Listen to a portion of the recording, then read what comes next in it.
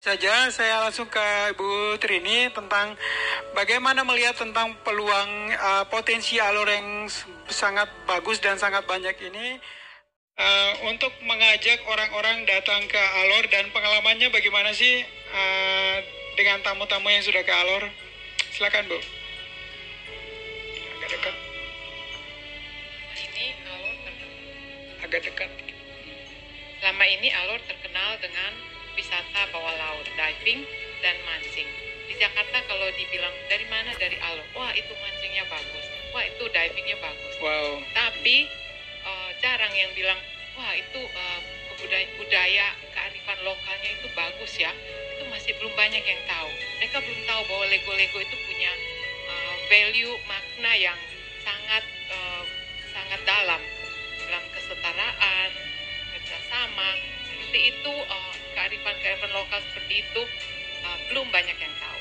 Nah, jadi bukan hanya dalam laut, ada yang menarik di atas laut dan di atas darat. Di atas laut, kalau ngomong tentang lumba-lumba yang tadi, setiap kali saya trip, bukan hanya pagi atau sore, tapi bisa pagi, bisa sore, tidak pernah saya tidak ketemu lumba-lumba di alam. Wow. Jadi ini menurut saya artinya itu kapan saja bukan tempat transit lagi, tapi sudah menjadi habitat ya. hiu tikus tadi. Di darat itu bukan hanya di Pulau Alor, ada Pulau Pura, Pulau Pantar, Pulau Lapang, Kangge, Pulau Rusa, Pulau Kambing, dan masih banyak, ada 15 pulau ya, baik yang berpenghuni maupun yang tidak berpenghuni, semuanya luar biasa, masing-masing dengan keunikannya sendiri.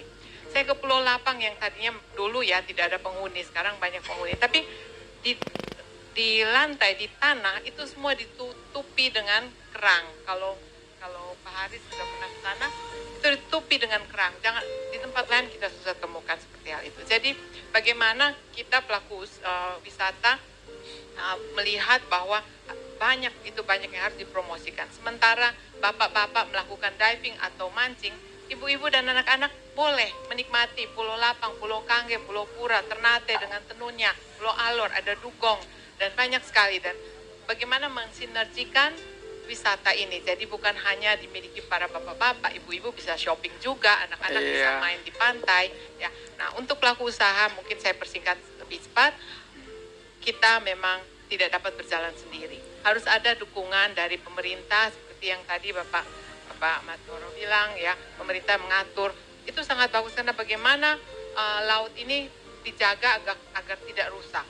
Kemudian bagaimana support dari masyarakat, bagaimana kita bisa sosialisasikan dengan masyarakat menjaga kebersihan, sampah plastik.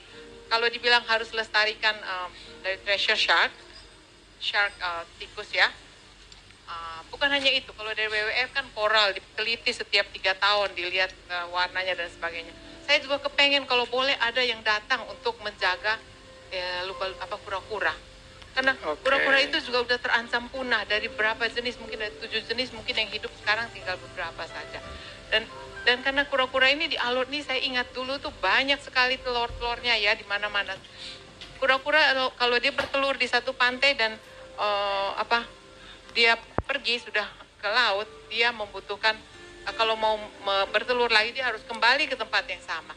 Pada saat kembali habitatnya sudah rusak, maka dia tidak akan bertelur lagi. Padahal dari 100 telur itu mungkin yang menetas cuma beberapa, dan dari yang menetas itu dari 100 yang dilepas ke laut mungkin cuma 1 yang survive.